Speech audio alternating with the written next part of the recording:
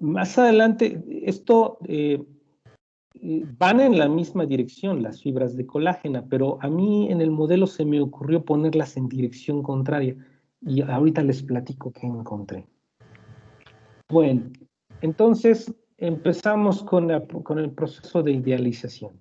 La osteona, que es cada uno de estos cilindros que observamos en las fotografías, pues tiene una longitud del orden de milímetros y el ancho de cada una de ellas pues es del orden de micrómetros. Bueno, pues nosotros consideramos que esto podría modelarse, como son 3 órdenes de magnitud de diferencia, pues podríamos pensarlo como una fibra empotrada dentro de un sólido con una longitud infinita. Y esto porque como responde a las simetrías con respecto a la dirección 3, entonces, bueno, si colocamos aquí un sistema de coordenadas, en esta dirección la dirección 1, en esta dirección la 2, y ortogonal a sus pantallas la dirección 3. Entonces, bueno, pues hacerlo así sería mucho más fácil porque nos estaríamos quitando de encima condiciones de frontera. Comparado con la osteona, el hueso tiene una longitud del orden de centímetros y un ancho que va, dependiendo de dónde esté localizado nuevamente, pues entre milímetros y centímetros. De esta forma se nos ocurrió que el material donde están incrustadas estas fibras, pues podríamos considerarlo nuevamente de una longitud infinita y de un ancho finito. Bien. Entonces, nuestro modelo se vería más o menos así.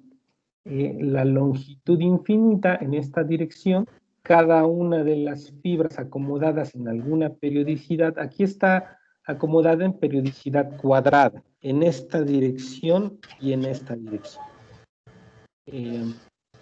Y un ancho característico, todas las fibras son iguales.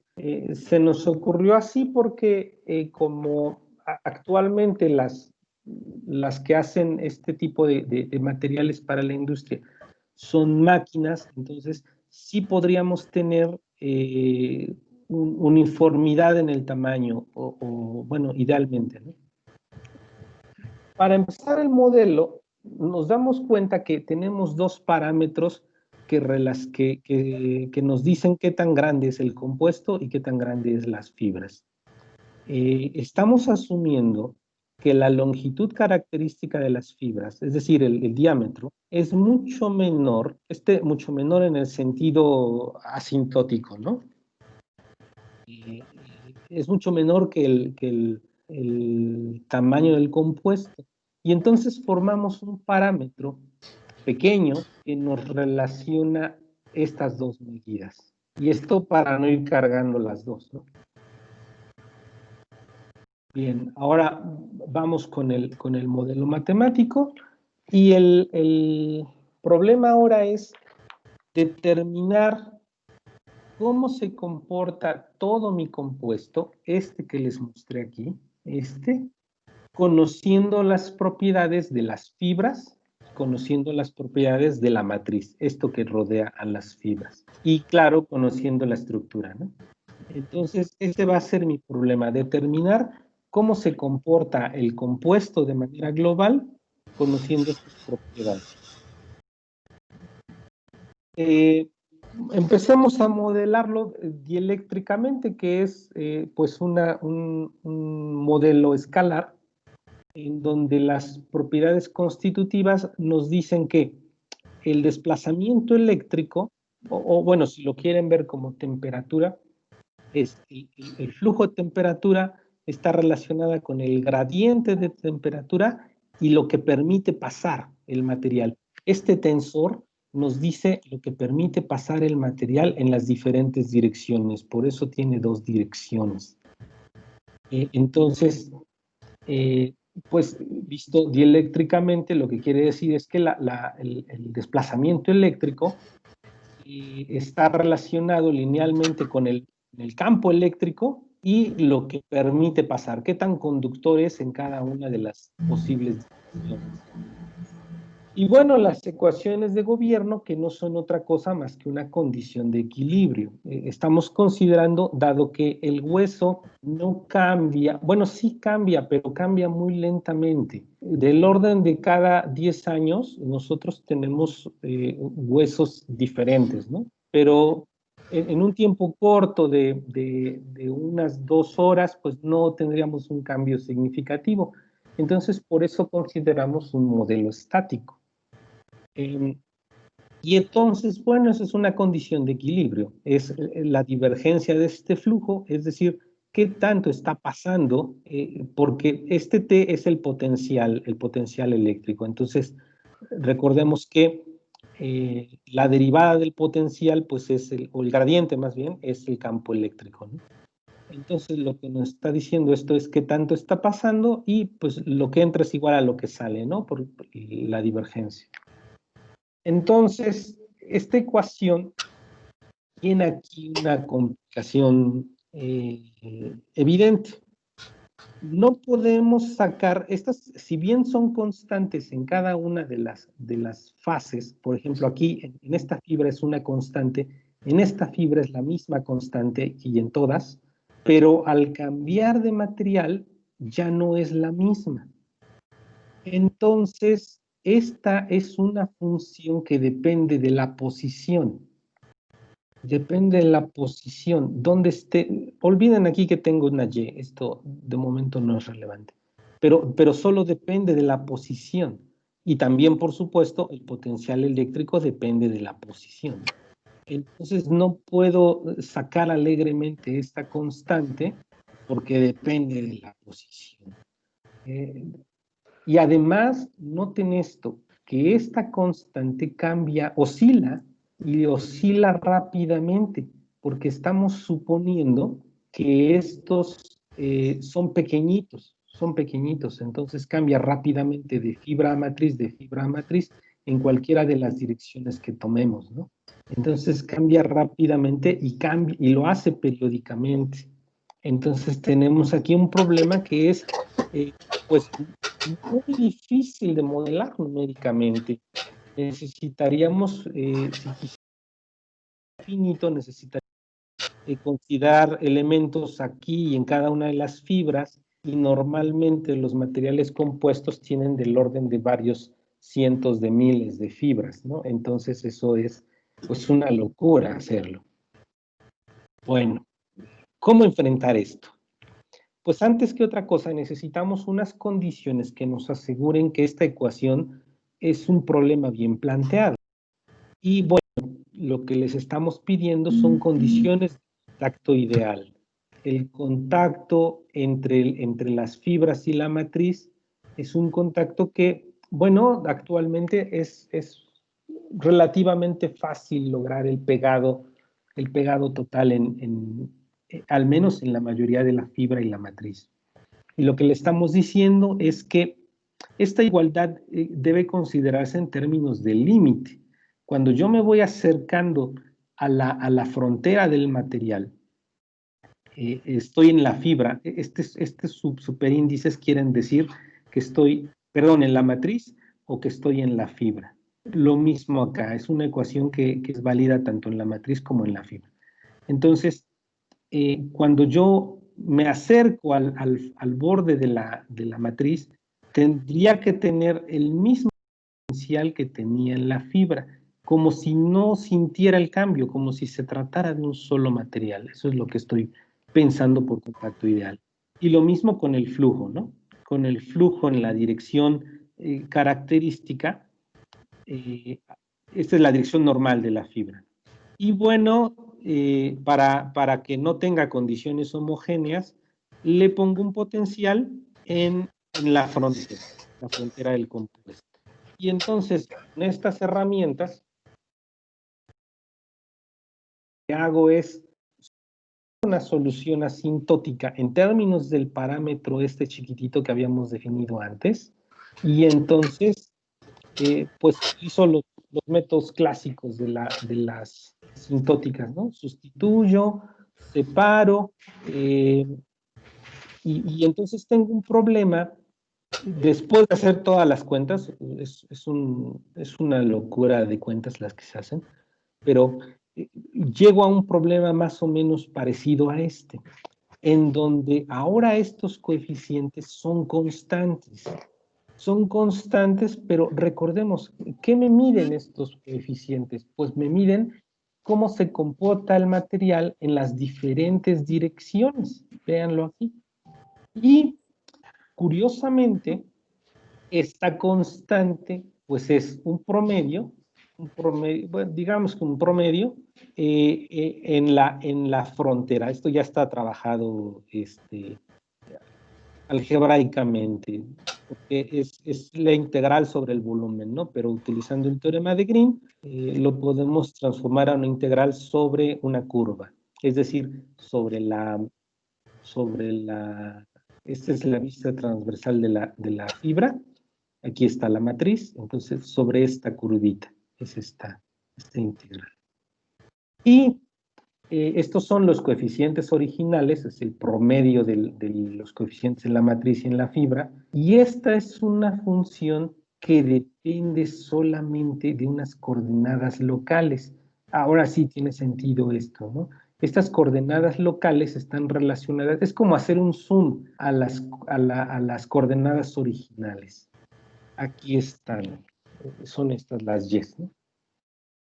Y bueno, entonces tenemos una forma de calcular los coeficientes efectivos que es a través de esta integral. Y bueno, pues aquí lo que desconocemos son estas funciones, pero resulta ser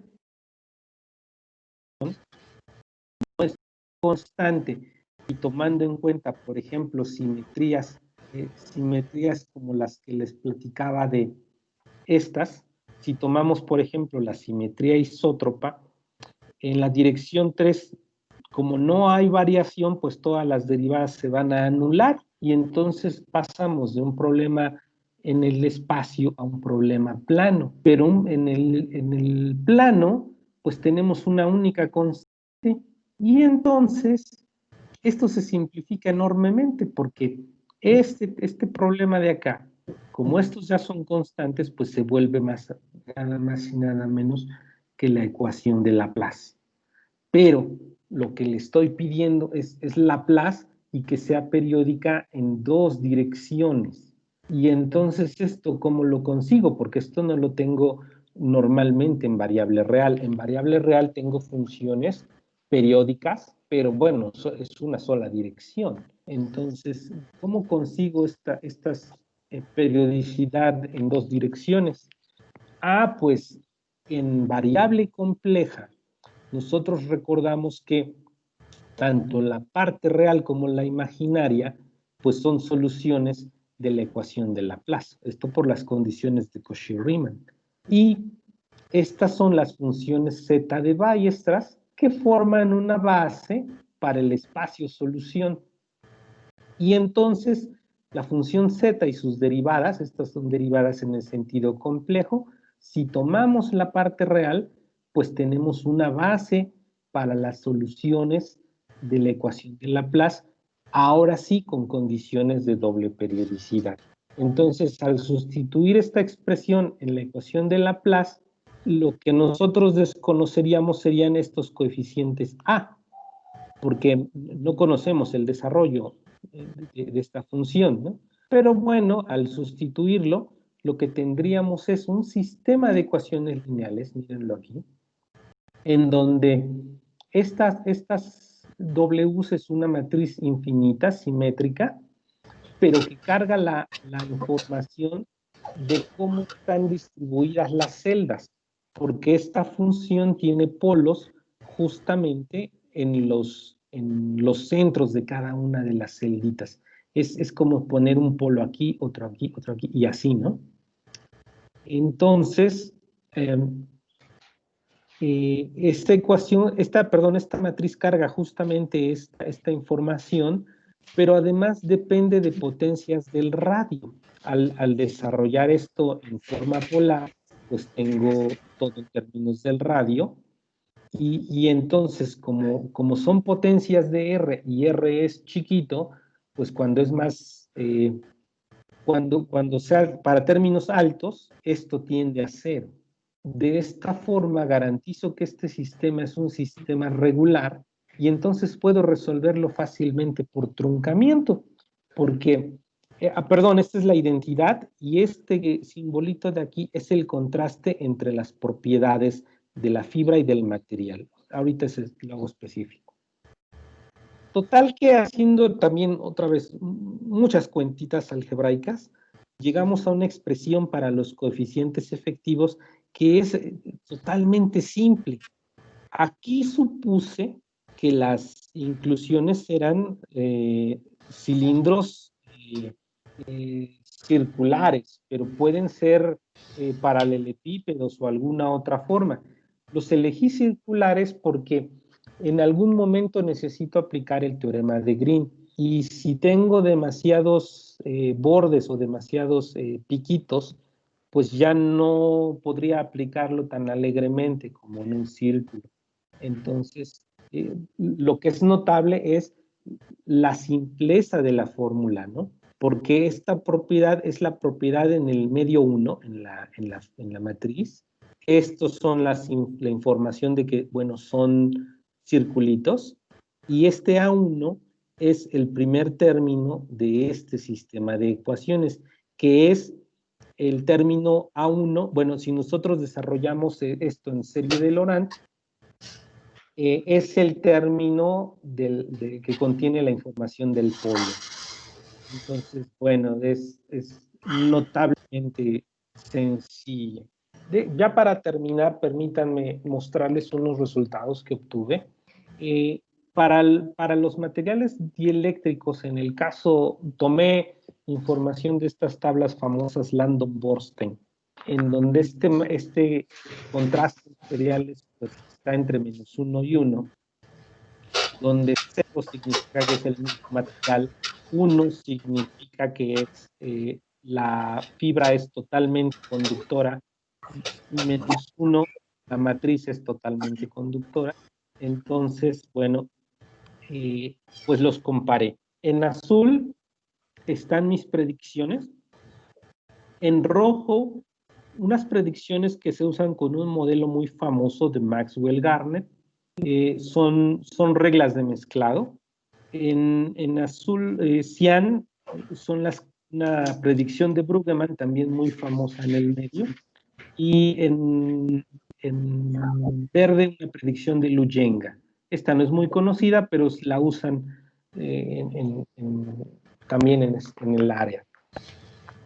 Lo que podemos notar es que está muy cerca mis predicciones para bajas fracciones volumétricas, están muy cerca de Maxwell-Garnet, que es lo que, digamos, que es hacia dónde apuntar, la referencia estándar. Y acá, cerca de, lo que quiere decir de este lado, cuando tomo fracción volumétrica cercana a 0.8, es que el tamaño de la fibra el radio llega hasta 1/2. No puede ir más allá porque se encontraría con la siguiente fibra que estaría por acá, y en este caso la de por acá, ¿no? Entonces, solo llega hasta 7 puntos, bueno, pi sobre 4. Entonces, aquí, bueno, necesito más términos para hacer converger este sistema, ¿no? Este de acá, este sistema. Aquí cabe mencionar que este sistema converge rápidamente. Con 5 términos ya tenía un error relativo de 10 a la menos 15. Y bueno, considerando que la máquina tiene un épsilon de 10 a la menos 16, pues eso ya no me iba a aportar ningún resultado. Aquí comparé con elemento finito. Resolví para un caso nada más con elemento finito. Y bueno, pues quedó muy, muy cerca del elemento finito. Mis predicciones, ¿no? Y bueno, lo que es notable es que una fórmula así de simple, pues me dé una aproximación así de cercana al elemento finito, que es el estándar dentro de la modelación de este tipo de materiales. Y bueno, pues aquí una curiosidad que se me ocurrió. Resulta que cuando programé las fórmulas estas, se me ocurrió tomar la orientación de las fibras en el sentido contrario a los de la matriz.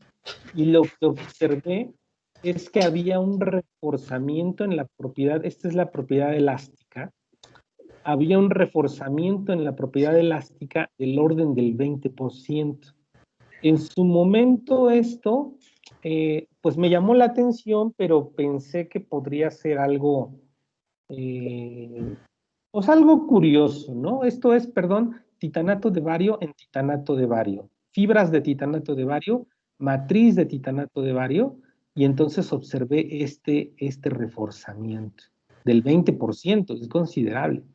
Pues más adelante lo que sucedió fue que empezaron a estudiar este tipo de materiales que tienen reforzamiento. Entonces, bueno, esto queda aquí como que ya lo habíamos observado antes de que descubrieran esos materiales.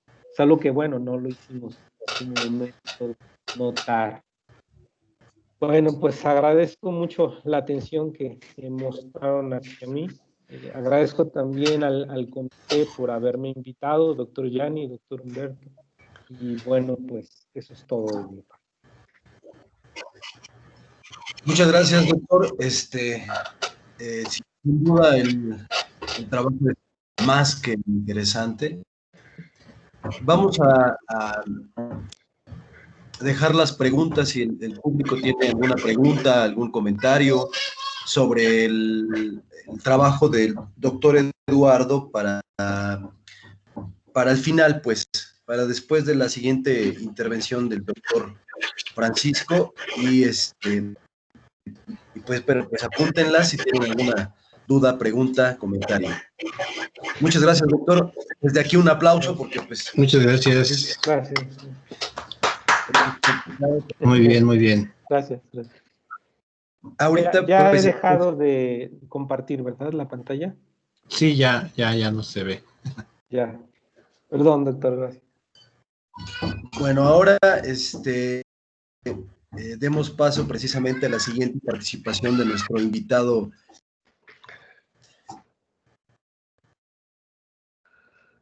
Actualmente profesor en el Instituto Politécnico Nacional, que él también ya se presentó hace ratito, el doctor Francisco Cortés, y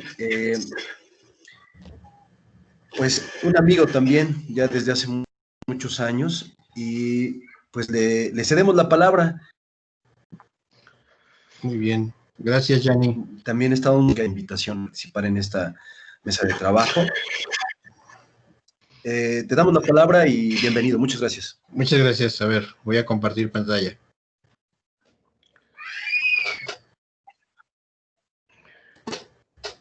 ¿Sí se ve?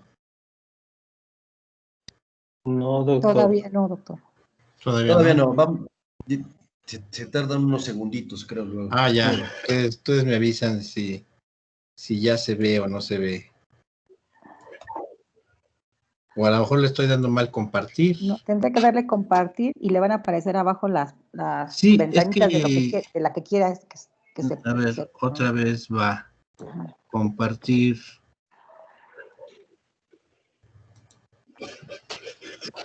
¿No se ve? No, es que tiene que Todavía seleccionar las pantallas que usted quiera compartir. Le van a aparecer todas abajo y usted selecciona. Sí me aparecen, pero... Es que hay unas que no quiero. Por eso nada más dele clic a la que quiere usted.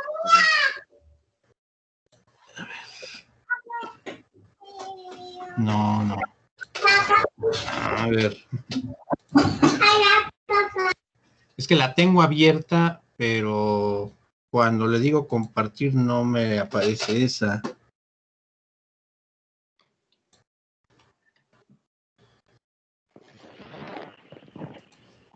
A ver, permítanme un momento porque no sé por qué no.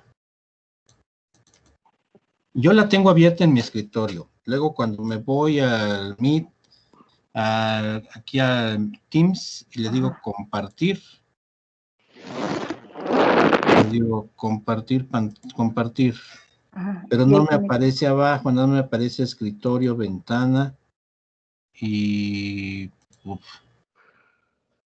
ventana de la aplicación.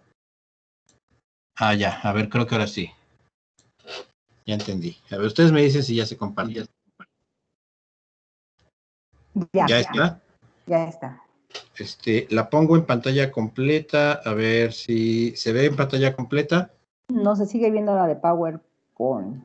Sí, Tendrá que ser como, ahora sí ya se ve la pantalla completa. se ve la pantalla completa. Sí. Bueno, el trabajo que les voy a presentar se tiene por título lo que es cálculo de integrales impropias en un ambiente CAS y su relación con la transformada de Laplace.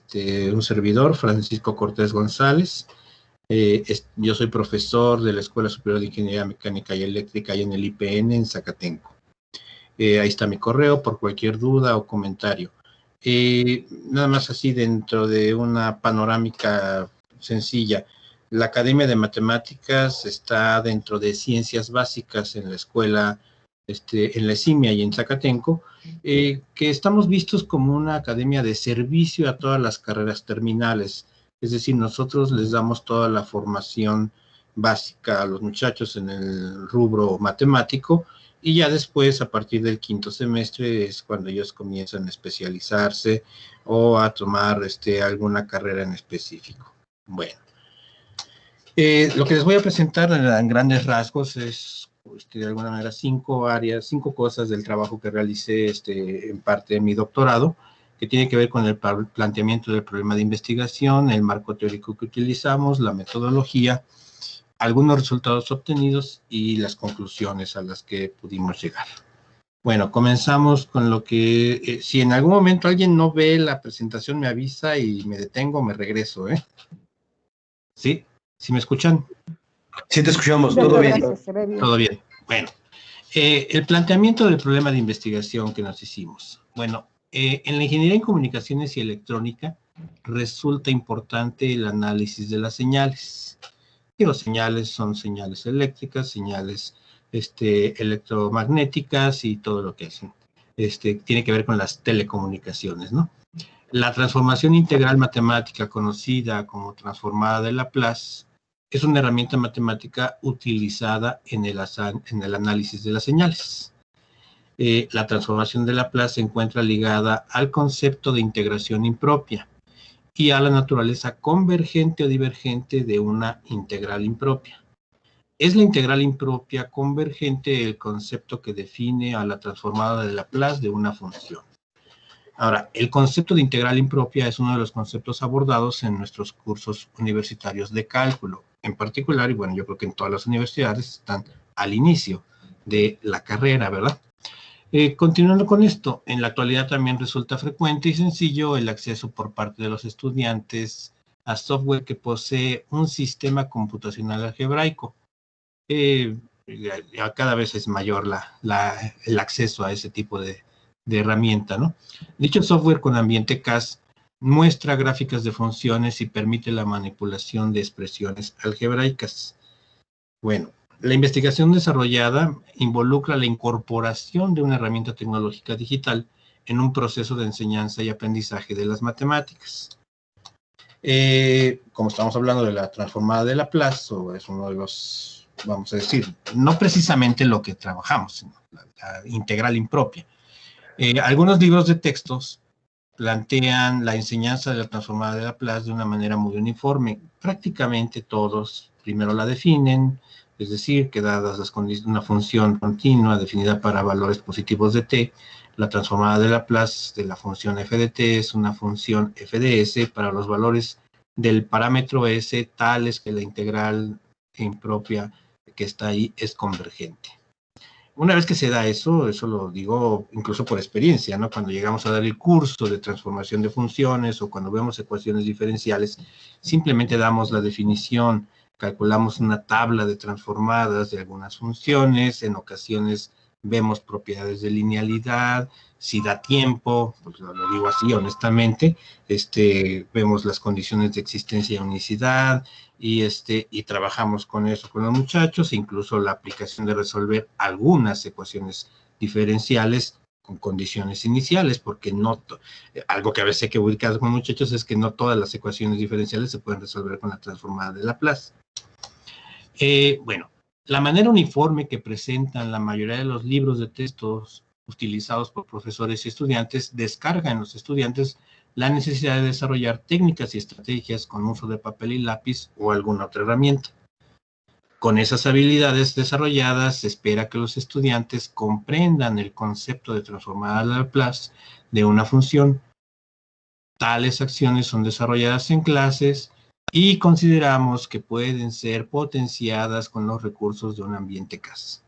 Es decir, los recursos de un ambiente CAS pueden potenciar las habilidades de un estudiante para identificar el dominio del parámetro S para el cual la integral impropia, esa integral de 0 a infinito, de e a la menos st por alguna función del tiempo, es convergente.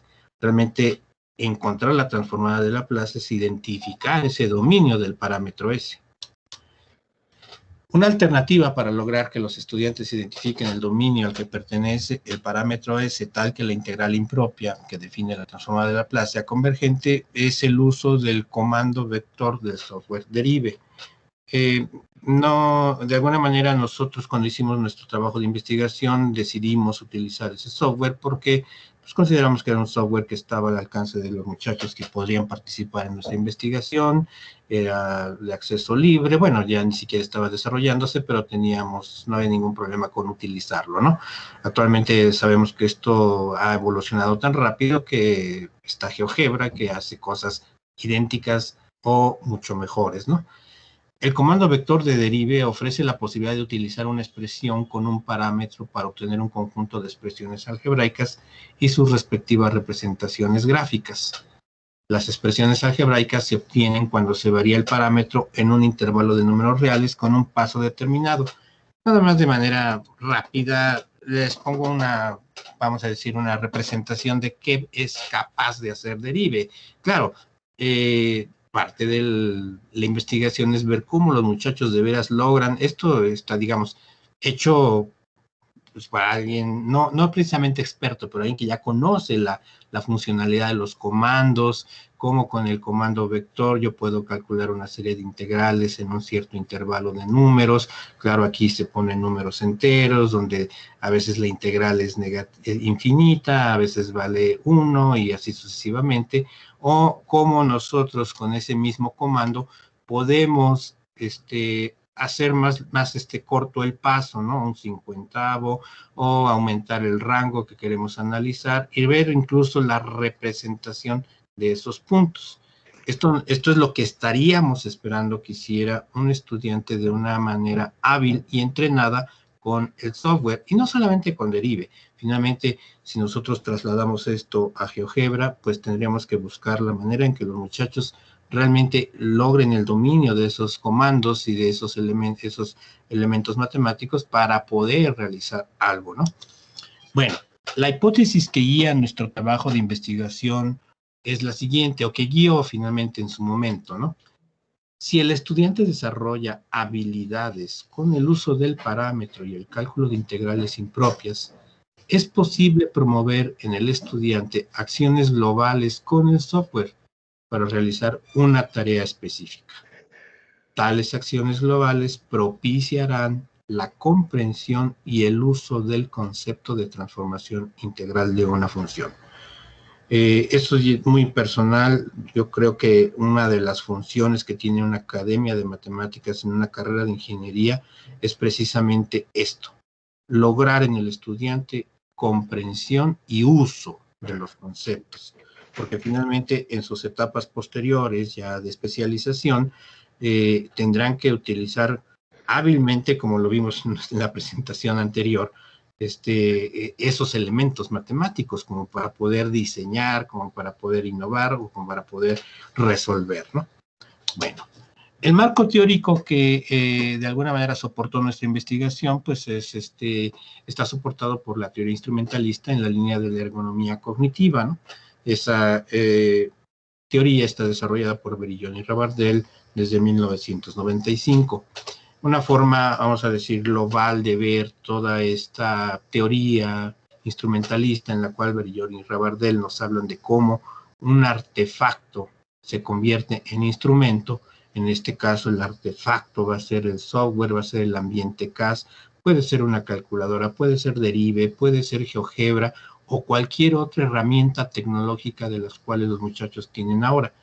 Como algunos de ustedes, bueno, yo lo veo como profesor de matemáticas, de repente los muchachos llegan a clase y pues traen el software que descargaron o la aplicación que descargaron en su teléfono y con eso quieren resolver integrales, con eso quieren resolver matrices y bueno, pues hay que entender cómo funciona el software, ¿no? Precisamente de eso nos habla esta teoría, cómo el estudiante hace una apropiación del ambiente tecnológico, el cual llama instrumentación, y cómo el estudiante o cómo el artefacto influye en el trabajo del estudiante, y a eso le llamamos instrumentación. Digo, hay una serie de aproximaciones teóricas de cosas desarrolladas por diversos autores como Struch, que nos habla de los esquemas de uso, de los esquemas de acción instrumentada. Verneau ya desde antes nos había dicho qué es, hay toda la discusión a propósito de qué es esquema o cómo podemos ver el esquema, y Lagrange ya nos hablaba de cómo cuando utilizamos un ambiente tecnológico hay una técnica instrumentada.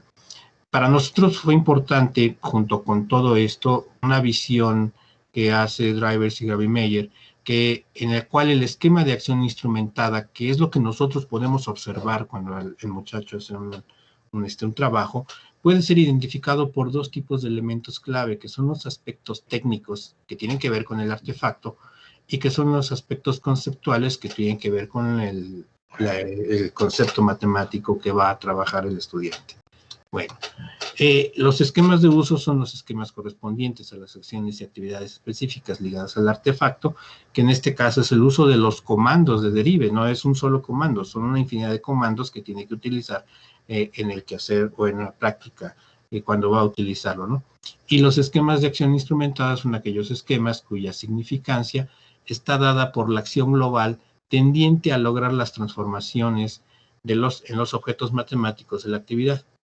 De tal manera que el esquema de acción instrumentada identifica los aspectos técnicos relacionados con el uso de los comandos de Derive y los aspectos conceptuales relacionados con los objetos matemáticos involucrados en la actividad. En el diseño de investigación se consideraron y ajustaron algunos aspectos o algunos elementos propuestos por la metodología del Design Research de Drivers y Grawemeyer. Y en esa metodología del Design Research, el foco del análisis se dirige hacia los experimentos de enseñanza en el aula, que era lo que nosotros estábamos interesados, y que finalmente es el quehacer cotidiano, al menos de mi parte, ¿no? Enseñanza en el aula y transmitir y lograr que los muchachos comprendan y usen estos conceptos que transmitimos en nuestras materias, ¿no?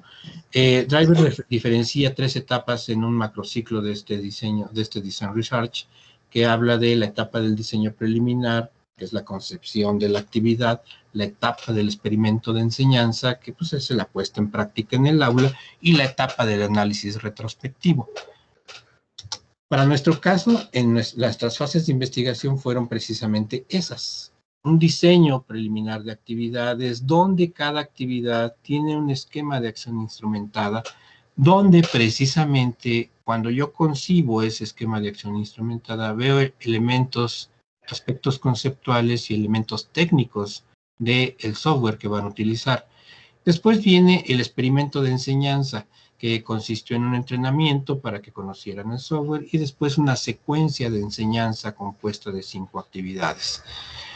Una vez realizada esta secuencia de enseñanza, viene el análisis retrospectivo, en la cual comparamos el trabajo realizado de los estudiantes con los elementos clave del esquema de acción instrumentada. Es decir, cuando nosotros diseñamos una tarea, tratamos de ver las posibilidades, los riesgos de cómo utilizar un comando, las posibilidades, los riesgos de qué concepto está involucrado y cómo queremos o cómo esperamos de alguna manera que el estudiante utilice un concepto con el comando, o sea, esa coordinación que debe de haber. Que bueno, siempre tenemos sorpresas, a veces los muchachos hacen más, a veces hacen menos, a veces no logran hacerlo, y eso creo que todos lo hemos visto. Algunos resultados que tenemos o que obtuvimos, no son todos, pero son algunos representativos o cosa por el estilo.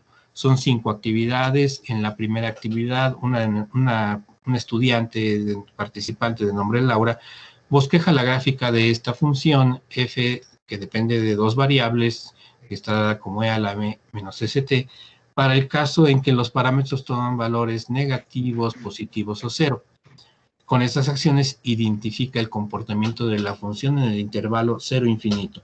Lo hacemos muy dirigido porque finalmente nuestros estudiantes también eran participantes de la misma escuela de superior de Ingeniería Mecánica y Eléctrica, están adscritos a la carrera de Comunicaciones y Electrónica. Entonces, por eso es que lo hacemos de esa manera. Ciertamente, la estudiante, utilizando el comando vector, ya de una manera pues, con entrenamiento, valida variando el parámetro S desde menos 10 de 1 en 1, y ella observa cómo se comporta. El comportamiento en el intervalo 0 infinito puede ser exponencial o puede ser asintótico, dependiendo del parámetro. Las actividades siempre fueron acompañadas de una hoja de trabajo en la cual argumentaban su respuesta, ¿no? Entonces se les pedía, generaliza el comportamiento de la función en intervalo 0 infinito para todos los valores posibles de S. Estamos hablando, bueno, le pedimos que explique su respuesta, estamos hablando de jóvenes de primer semestre, básicamente, en la cual están llevando su curso de cálculo diferencial. El tema de integrales impropias regularmente se ve al final del semestre, a veces da tiempo de verlo extensamente, con cierto detalle, a veces simplemente es así son límites y cosas por el estilo. Entonces nosotros queríamos ver qué tanto podía reforzar las actividades con software esta situación. Y entonces la estudiante contesta que efectivamente depende de los valores de S para que la función cambie. Pudimos observar que para todos los valores de S mayores a 0, la gráfica tiene un comportamiento asintótico.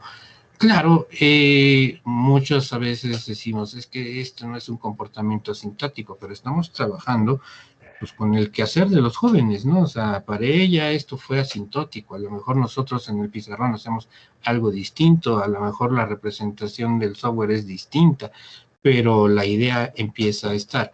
Ahora, para los valores de S negativos se comporta en forma exponencial, donde finalmente está utilizando las ideas que vio en el software como para poderlo representar.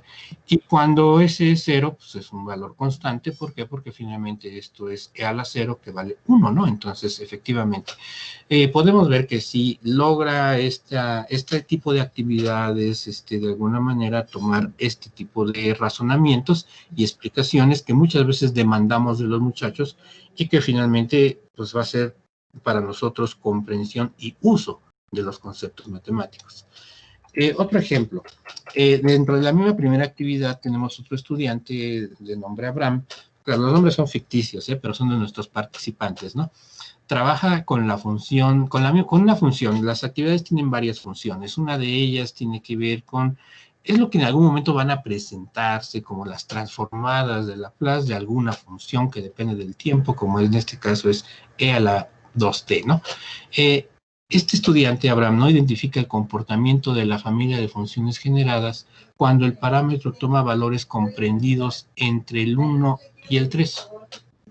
Abraham solamente identifica que esta función es de valor constante cuando S vale 2. Sus exploraciones realizadas en Derive no le permiten interpretar el comportamiento de la función cuando el parámetro está en el intervalo 1, 2 y 2, 3. Ahora, ¿por qué decimos esto? Finalmente hay una cuestión que a veces, en el caso de Derive, es un poquito responsabilidad del profesor propiciar que el paso no siempre sea, ¿cómo se llama? Números enteros. Como él aquí nada más dice que va a evaluar de menos 3 a 7 y no le pone un paso, simplemente el software de manera natural nada más se evalúa en números enteros. No ve las funciones porque no tiene esa habilidad, simplemente ve esto. Después dice, entonces de -3 a -1. Pues, y nada más ve el comportamiento exponencial. Y lo mismo, el software nada más hace el análisis de estas funciones para valores de S enteros, de -3 a -1. No lo hace de décima en décima, no lo hace de centésima en centésima, porque el estudiante no ha desarrollado esas habilidades. Y lo mismo pasa. Entonces, precisamente cuando se le pregunta, y aquí está la pregunta correspondiente a la función que quiere trabajar, el joven o el estudiante no resuelve o no da una argumentación completa.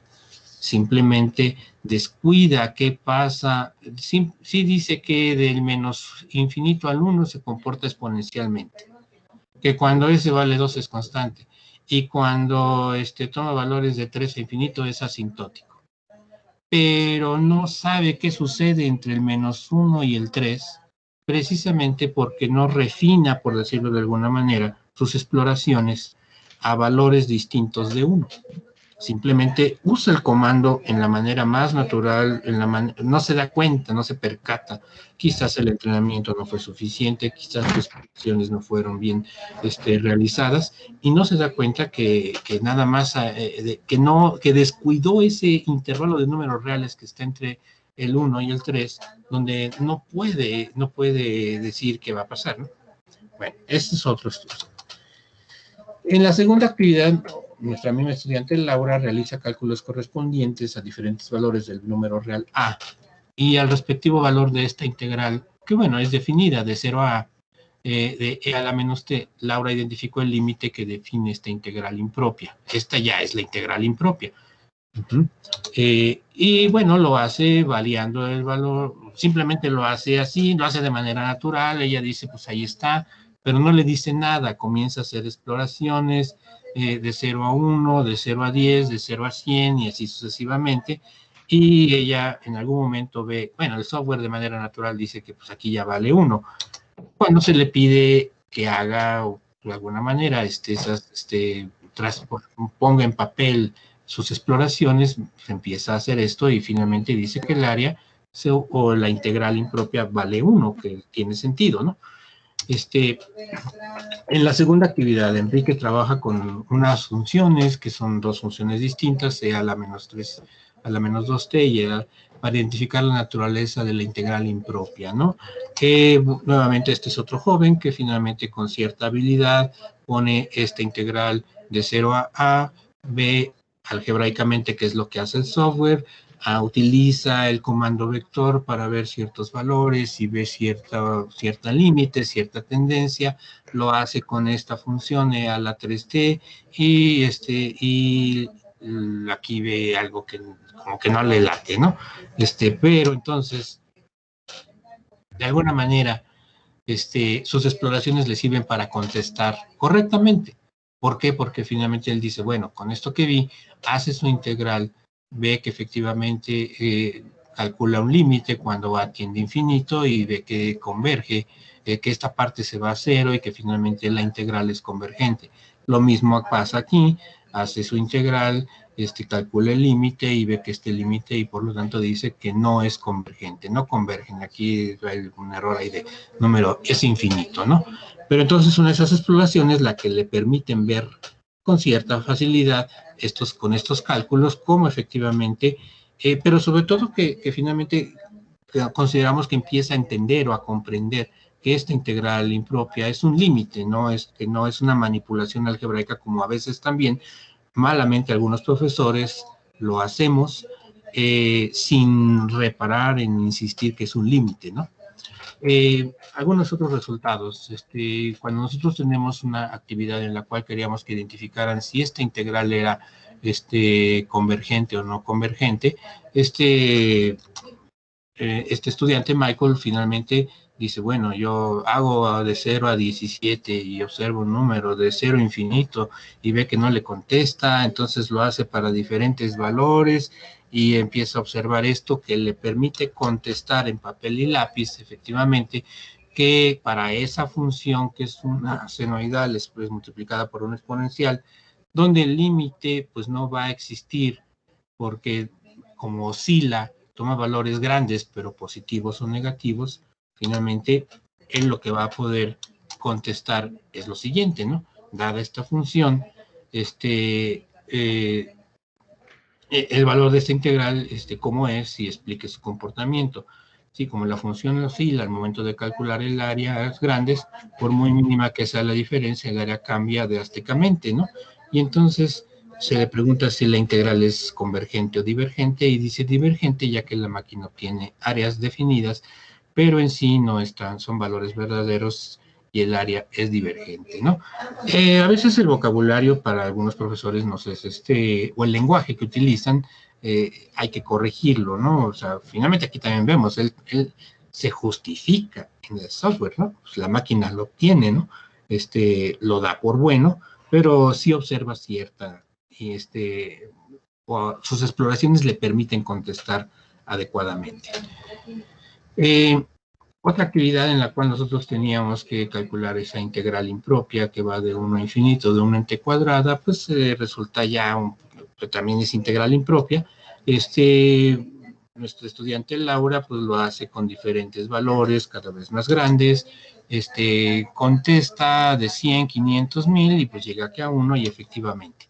Sin embargo, en una segunda parte de esa misma actividad, cuando se les pide que identifique la divergencia, que va a ser divergente, esta integral impropia, la misma función 1 en t cuadrada, pero de 0 a 1, que prácticamente es el límite cuando a tiende a 0 por la derecha, de 0 a 1, Laura reconoce que efectivamente a tiende a 0 por la derecha, indicando esto que los números son cada vez más pequeños, pero no identifica la naturaleza divergente de la integral porque invierte los límites de integración en sus límites de exploración. Es decir, no lo hace de un número pequeño a 1, sino que lo hace de 1 a 0. Y bueno, ve números negativos. Para ella, simplemente como el software las hizo y el software las hace bien, ella dice, están bien hechas, ¿no? Traslada su información acá. Y finalmente dice, bueno, este último resultado, independientemente de que ella no lo haya visto o sí lo haya visto en el derive, pues sí, la integral de 1 a 1 de cualquier función continua, pues es 0, ¿no? Pero no concluye que esa integral sea divergente, ¿no? O sea, no ve valores negativos porque invirtió sus órdenes su orden de integración. Por último, en esa quinta actividad en la cual nosotros estábamos trabajando con esta función, en la cual ya queríamos que identificara el intervalo de valores para el cual esta función o esa integral es convergente, uno de nuestros estudiantes, Abraham, dice que nada más converge para valores positivos o iguales a 1, ¿no? Donde, bueno, define la función, ve su función, hace la integral de 0 a infinito, ve que el software no hace nada, utiliza el comando vector, de alguna manera, a juicio, por comentarios, empieza a utilizar el paso, nada más que lo vuelve a utilizar de 1 en 1. Y entonces, cuando lo utiliza de 1 en 1, ciertamente, de 1 en adelante, sí es convergente. Por eso pone que nada más para S mayores o iguales que 1. Y para números negativos, pues ve la divergencia. Aún con esto, él no es capaz de ver que entre el 0 y el 1 sí es convergente la función y nada más se queda con cálculos enteros, negativos, 0 y positivos, pero no hace algo más. Dentro de esta misma quinta actividad, otro estudiante que también comete, digamos de alguna manera, ese error de identificar únicamente la convergencia y graficar estos puntos, nada más para valores mayores a 1, sin identificar el comportamiento entre el 0 y el 1, pues lo hace de manera similar al estudiante anterior, ¿no? Sí hace esto de hacer un paso más pequeño, ¿no? Sí identifica que es divergente para números negativos, convergente para números positivos, hace la graficación de esto, pero en este caso ella no identifica qué pasa entre 0 y el 1 claramente. Sí ve esta función o esa relación funcional del parámetro, pero no identifica. Bueno, algunas conclusiones que tenemos de este trabajo, ¿no? Hay todavía mucha más información del trabajo realizado por los estudiantes. Las acciones y exploraciones que realizaron los estudiantes con la función de dos variables reales, que es la primera, al asignar valores de la variable S, identificaron a la variable como un parámetro y centraron su atención en el intervalo cero infinito. Era uno de los objetivos que estaba de alguna manera previsto en el diseño de nuestras actividades, que se fijaran o que centraran su atención en ese intervalo. Porque es lo que va a pasar finalmente cuando utilicen la transformada de Laplace. Algunos estudiantes interpretaron que el comportamiento de la nueva función de una variable real, donde A es el número que asignaron al parámetro, es asintótico cuando S es positivo, exponencial cuando S es negativo o constante cuando S vale 0. Cuando los estudiantes trabajaron con esta nueva función, que ya es el producto de dos funciones, pero vuelve a ser de dos variables, algunos estudiantes solo identificaron el comportamiento asintótico de la familia de funciones generada para valores del parámetro S mayor que 3, el comportamiento exponencial para valores del parámetro S negativo y constante cuando S vale 2. Los estudiantes muestran dificultad en identificar el comportamiento de la función para valores del parámetro S en el intervalo 0,3. Básicamente obedece a que no refinan el paso y no observan esto, ¿no? Otra de las conclusiones que tenemos es que los estudiantes interpretaron que una integral impropia convergente, algunos, no todos, ¿verdad?, es aquella cuyo límite que la define es finito, y que la integral impropia divergente como aquella cuyo límite que la define no existe o es una cantidad infinita. Que eso es conceptual y que finalmente es responsabilidad de nosotros como profesores de matemáticas, que lo entiendan los muchachos y que se vayan a sus cursos posteriores con esas ideas, ¿no? Identificaron la integral impropia divergente, esta sí la identificaron algunos estudiantes, aunque algunos mostraron dificultad para identificar la divergencia de esta integral, ¿no? E incluso algunos estudiantes utilizaron el comando integrales de derive para evaluar la integral definida y posteriormente utilizan el comando límites para evaluar esto, porque sí lo utilizan con el software, porque van encontrando, van explorando qué hace el software y finalmente con ello, con estas acciones, identifican la convergencia de la integral impropia. Finalmente podemos decir de manera global es que no todos los estudiantes pueden realizar adecuadamente las actividades de la secuencia de enseñanza y con ello lograr una comprensión en cierto aspecto de los conceptos relacionados con la transformada de Laplace de una función. Una situación similar ocurre con los esquemas de uso de la herramienta tecnológica digital. A veces no entienden qué hace el software, simplemente dicen, pues lo hace, pues lo doy por bueno. El conocimiento y dominio de derives se logra o se desarrolla gradualmente. Y la implementación tecnológica o la implementación en clase de una herramienta tecnológica digital con ambiente CAS sí promueve una comprensión conceptual por parte de los estudiantes, de algunos estudiantes, de los objetos matemáticos trabajados en estas actividades, ¿no? Y las exploraciones que el estudiante puede realizar con la herramienta tecnológica pueden favorecer tal comprensión, pero también existe el riesgo que los estudiantes construyan comprensiones erróneas cuando utilizan la herramienta tecnológica. Bueno, pues eso es todo. Muchas gracias. Esperemos que haya sido de su agrado. Muchas gracias, doctor Francisco. Sin duda, también Ya dejo de compartir, es ya. Bastante interesante. Y ya dejó de compartir. Ya. Yo creo que justo en este momento también, digo, desde aquí un aplauso para el doctor Francisco. Pasamos precisamente a la parte de preguntas de los asistentes a esta mesa de trabajo. Si tienen alguna pregunta respecto a las dos ponencias que se han mostrado el día de hoy, pues adelante. Hay una manita, de hecho, dentro de las herramientas que tiene ahorita Microsoft Teams para la reunión, tiene una manita. Si alguien desea preguntar algo o participar, pues puede levantar la mano, ¿no? Si no hay ahorita preguntas respecto Bueno, ya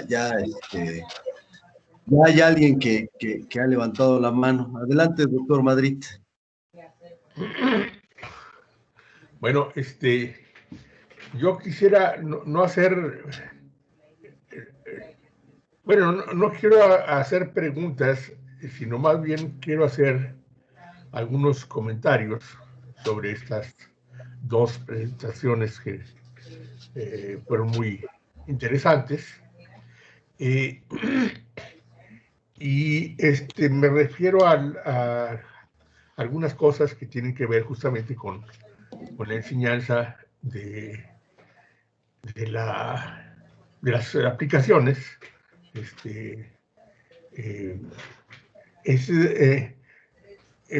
Por ejemplo, en la primera presentación, me parece que una cosa muy importante allí que hay que destacar es el papel de la modelación.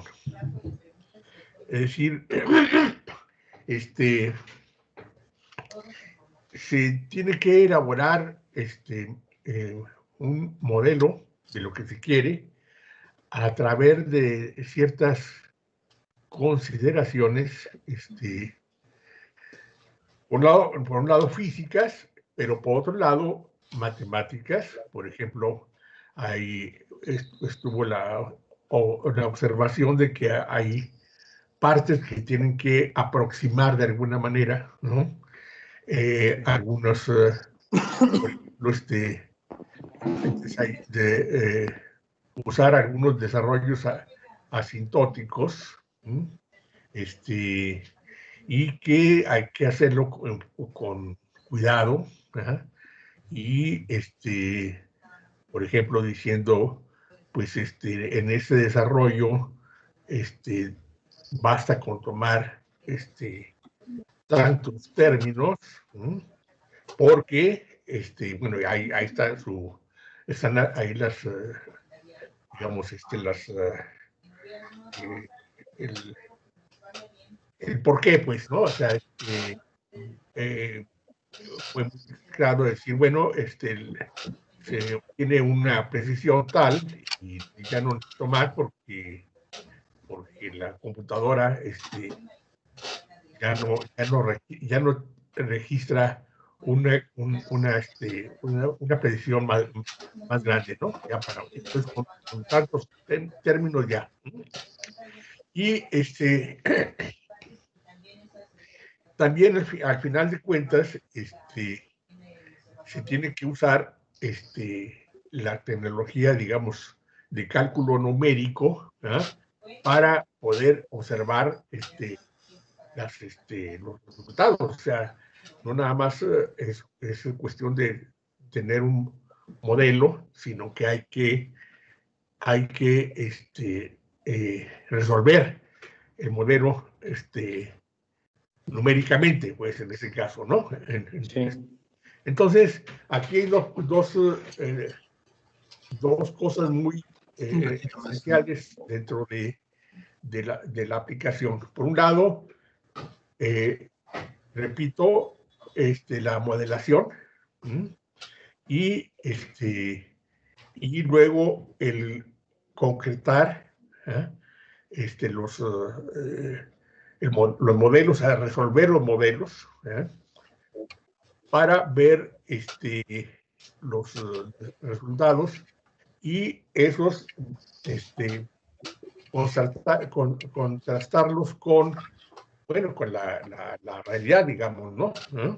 Entonces, los modelos no son únicos y ya hay modelos que son malos y hay modelos que son buenos, ¿no? Entonces, no basta decir, pues ya tengo un modelo. Bueno, pues sí, pero eso no basta, ¿no?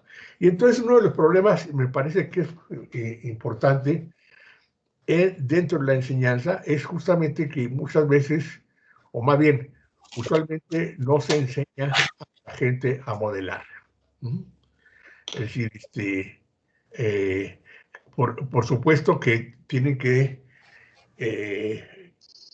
empezar con casos de modelación simples, porque en el caso que se presentó, pues es, vaya, es un modelo que no es sencillo, parte de una serie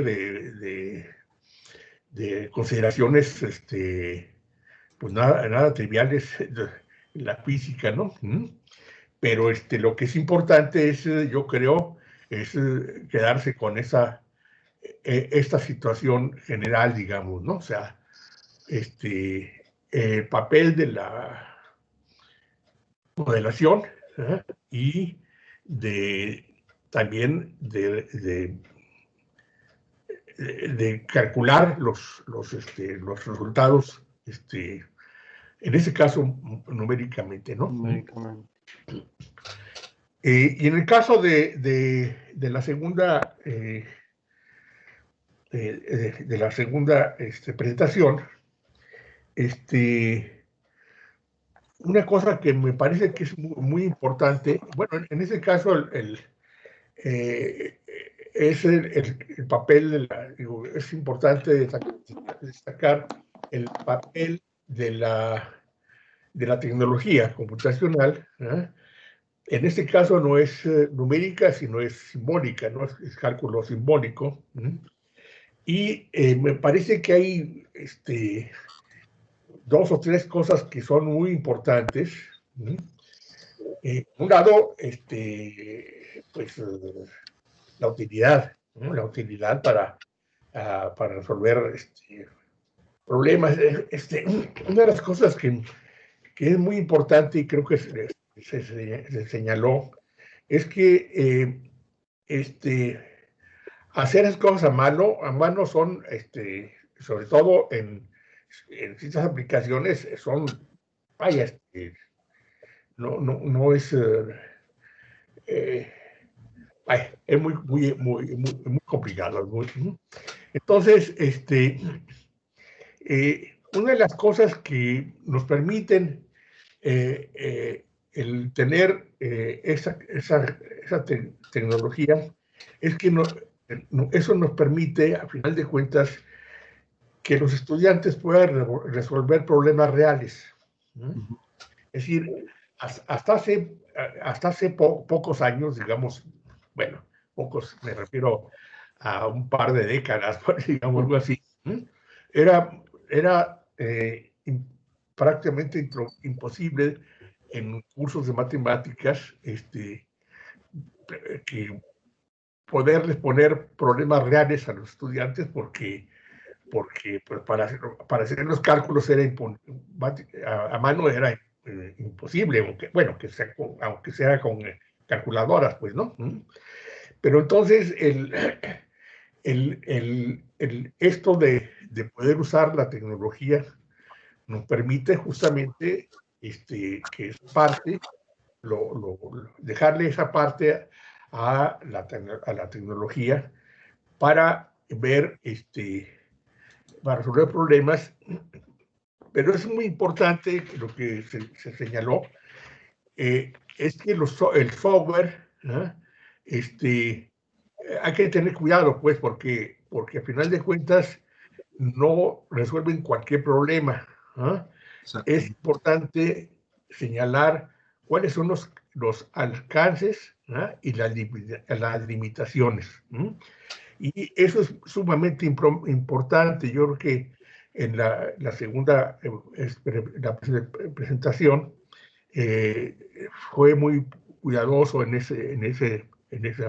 esa parte, porque la gente tiene que tener claro qué es lo que sí puede resolver y qué es lo que no puede resolver, porque si lo hace sin pensarlo, puede llegar a resultados erróneos o simplemente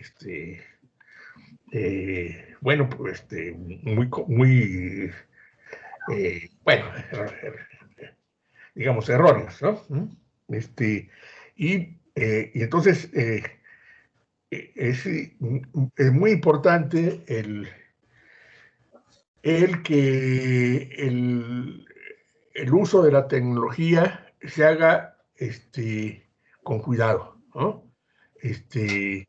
y que la gente sepa que no por tener una herramienta que automatiza cosas, ¿no? Va a automatizar todo. ¿Eh? Que tiene que tener muy claro esto, ¿no? Sí, sí, sí. En la realidad, ¿no? Otra cosa que me pareció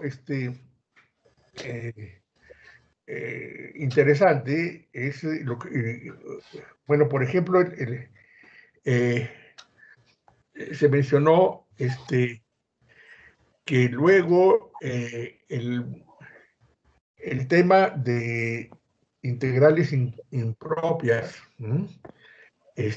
Luego en los cursos de cálculo se ven al final y a veces no se ve. ¿Ah? ¿Sí? Cuando a final de cuentas en muchos problemas son sumamente importantes, ¿no? Importante Y entonces esto nos dice que también tenemos que hacer una reflexión, ¿no? Sobre la enseñanza de otros temas, por ejemplo, de cálculo, ¿no? Donde hay algunos temas que son sumamente importantes en las aplicaciones, pero que no se alcanzan a ver porque por la forma en que están pensados los cursos, ¿no? Otro ejemplo que se me viene a la mente es, por ejemplo, las funciones discontinuas. Ese tema simplemente no se ve, ¿ah? Cuando a final de cuentas esa parte pues son muy importantes en las aplicaciones. O sea, tenemos las aproximaciones por funciones escanoladas, ¿no? Que son muy usadas, pues, ¿no? En la práctica, ¿no? Bueno, entonces, en términos de los problemas que tenemos para el uso de las matemáticas aplicadas en la enseñanza, yo sacaría esas dos cosas, ¿no? O sea, por un lado, la importancia de la modelación, ¿eh? Y la importancia del uso de la tecnología para la resolución de esos modelos. Puede ser también la tecnología numérica, por ejemplo, los métodos numéricos, que también tiene ese tipo de problemas, o sea, de que hay que usarlos con criterio, porque tienen, en ambos casos, me refiero a la parte numérica y la parte simbólica, tienen sus sus alcances y también tienen sus limitaciones. No funcionan en todos los casos y hay que tener mucho cuidado para saber cuáles son las limitaciones, ¿no? Entonces, a mí me parece que estas dos presentaciones ilustran ese tipo de cosas que teníamos que tener en cuenta en eso, ¿no? En la aplicación, bueno, en la enseñanza. Y me parece también es que no hay, en los cursos de matemáticas, o no hay, usualmente no hay cursos, ¿ah? o digamos, temas específicamente de modelación. Y me parece que eso es muy, muy importante, ¿no? Que se contemple ese tipo de cosas, ¿no? Porque al final de cuentas, si vas a resolver problemas, la solución de problemas, o sea, el uso de la matemática para resolver problemas pasa por un modelo, simplemente, ¿no? Y el resolverlo pasa por la tecnología. ¿Sí? Bueno, eso yo quería puntualizar. Muchas gracias, doctor. Gracias. Gracias, doctor. Bueno, obviamente se están tocando ahí puntos importantes. Ahorita sería bueno a ver qué nos pueden decir Eduardo y Francisco, pero Daniel Ernesto también levantó la mano. Te escuchamos, Daniel, por favor. Buenas tardes. Pregunta con respecto a la ponencia del doctor Francisco.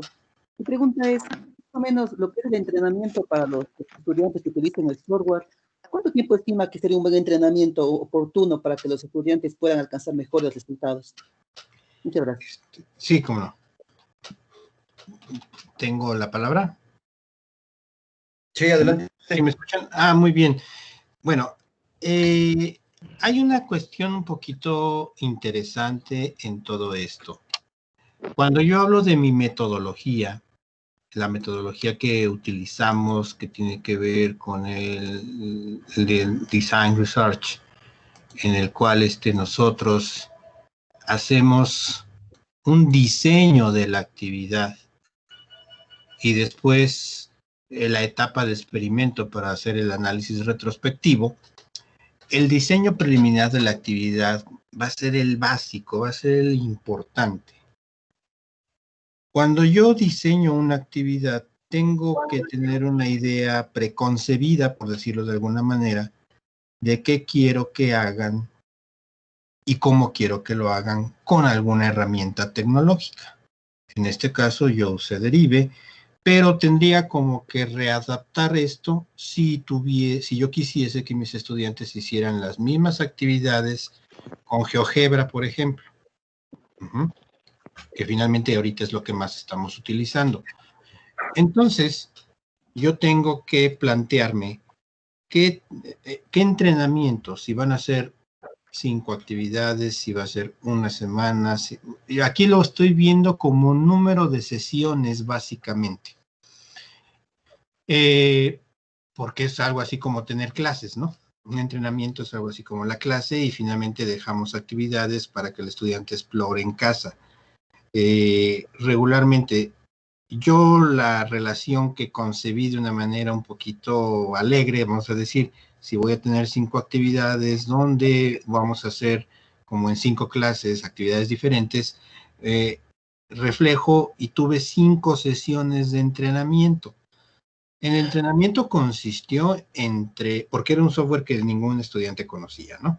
Desde cómo se ingresa, qué es lo que hace, cómo se teclean los comandos, qué tipo de comandos. Se repasan algunos temas sencillos que ellos ya dominan de curso de cálculo, como es la gráfica de una recta, una cuadrática, los puntos de intersección, incluso luego ellos empiezan a ver amabilidad y empiezan a lograr cierto tipo de habilidades, ¿no? Entonces, digamos que en concreto, así como que si tuve 5 sesiones de enseñanza, hice 5 sesiones de entrenamiento. Ese entrenamiento es para que conocieran de alguna manera los comandos. Para que conocer es desde dónde le tengo que hacer clic para ingresar al software y qué es lo que me muestran las pantallas de manera natural. Todo ese es entrenamiento desde mi punto de vista. Y entonces, pues de alguna manera así fueron logrando cierta habilidad. Como todo, hay quien a pesar de esas 5 sesiones que pareciesen muchas, pues no logra conocerlo, necesita más. Pero esto tiene que ver con algunas teorías del conocimiento que precisamente nos hablan de las habilidades y habilidades entrenadas, ¿no? Esa sería mi respuesta. ¿Alguna otra cuestión?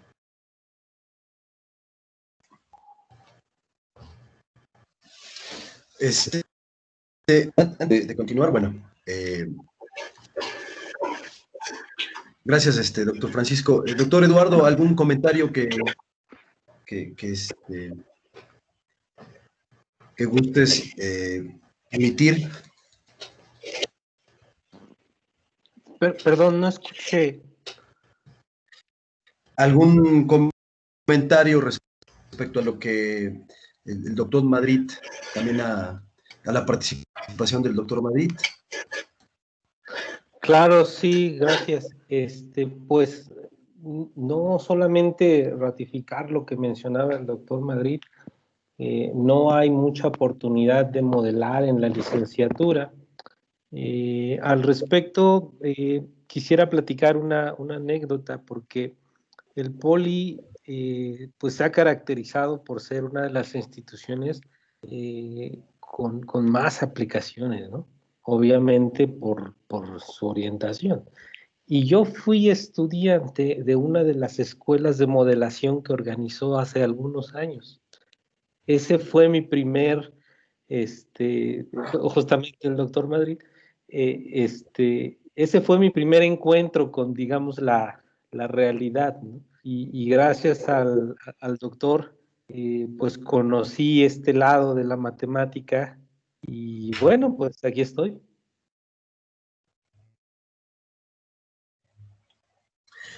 Así es. Efectivamente creo que la visión que ahorita nos acaba el doctor Humberto es también a raíz de sus muchos años de experiencia trabajando en el área, ¿no? En el área como tal. Aquí también cabe destacar que, por otro lado, también este trabajo de Francisco, en donde trata de los alcancen una comprensión adecuada. Después, efectivamente, se necesitan estos conceptos matemáticos porque son herramientas para resolver los problemas, estas situaciones, vamos a decirlo así. Pero sin duda el papel de la tecnología actualmente potencializa el que se puedan resolver, pues si no como bastante bueno a muchos de estos problemas, ¿no? Entonces, creo que una de las conclusiones de la mesa de trabajo es que retomando lo que decía el doctor Madrid, son el modelo, sin duda, el modelar, el desarrollar habilidades matemáticas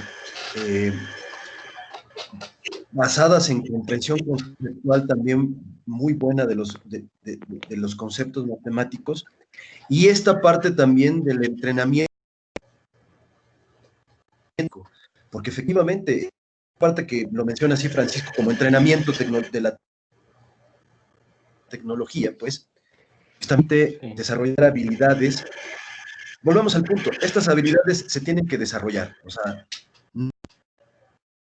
no, muchas de ellas no surgen solo por el mero hecho de que súbitamente, no, sí, ya parecía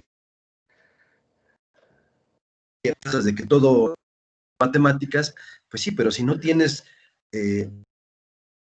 digamos, una forma adecuada, pues no lo vas a ver, ¿no?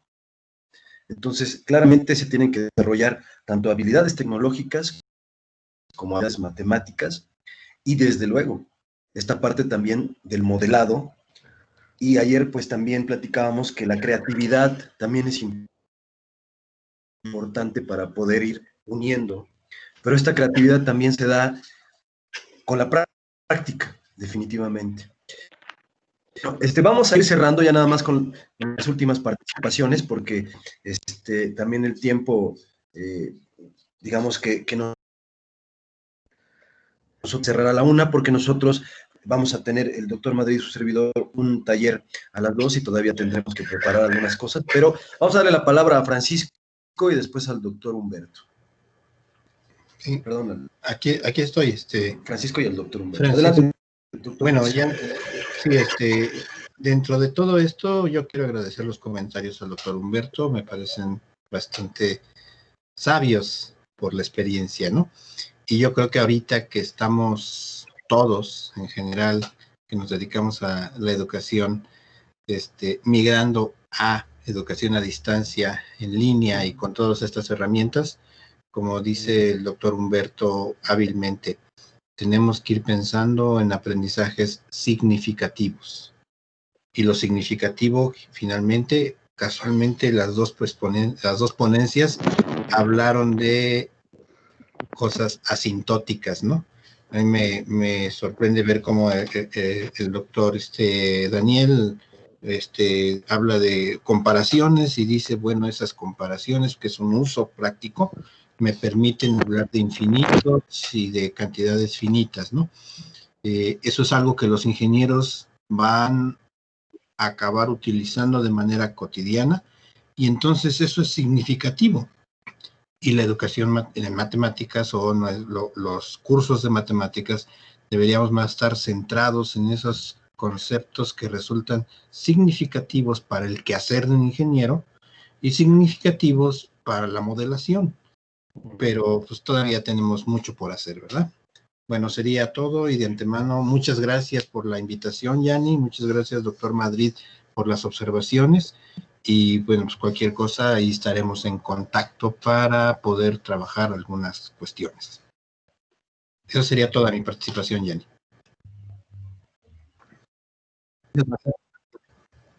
Sí, gracias, muchas gracias. Doctor Humberto. Yo quisiera hacer una observación adicional.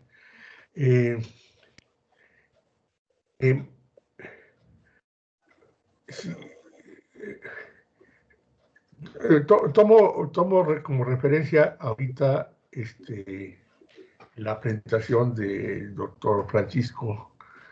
En algunos de los ejemplos que él nos mostró, había experimentos que hacían los estudiantes y luego no sabían bien cómo contestar, digámoslo así, ¿no?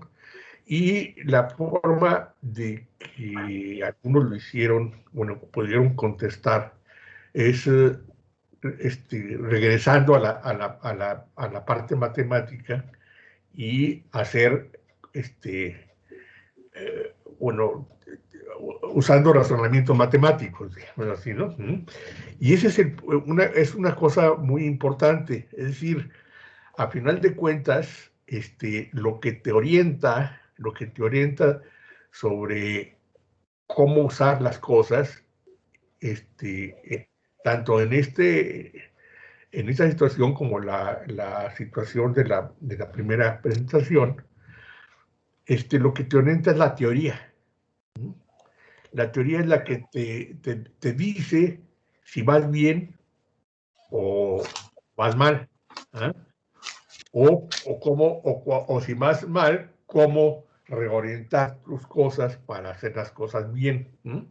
Entonces, es muy importante que la gente se dé cuenta que la teoría es lo importante, es la que te guía, porque la gente supone que usando la tecnología, pues ya, pues nomás la aplico y ya, ¿no? Entonces, pero se requiere, para aplicarlo bien, se requiere la teoría, ¿no? Es muy importante eso, ¿no? Que la teoría es la que te orienta tanto en la modelación, ¿no?, como también en la solución de los problemas, ¿no? Entonces, es lo que quería yo recalcar. Muchas gracias. Pues cerramos esta mesa de trabajo. La realidad es que sería bastante interesante que sigamos en contacto para que estas ideas que ahorita se han mencionado, como son, ¿qué es lo importante en la enseñanza de la matemática aplicada? Pues podamos, en un momento dado, en las siguientes semanas, probablemente, si hay colaboración y disposición, pues probablemente armar un texto, un documento que hable de estos elementos. Sí, ya. segmentos que acabamos de... Entonces queda abierta la invitación a los invitados, desde luego, a que podamos seguir colaborando, dependiendo de sus tiempos, de su disponibilidad, desde luego, pero lo dejamos ahí, lo dejamos abierto para que sigamos colaborando y tratemos de sacar provecho de ese trabajo.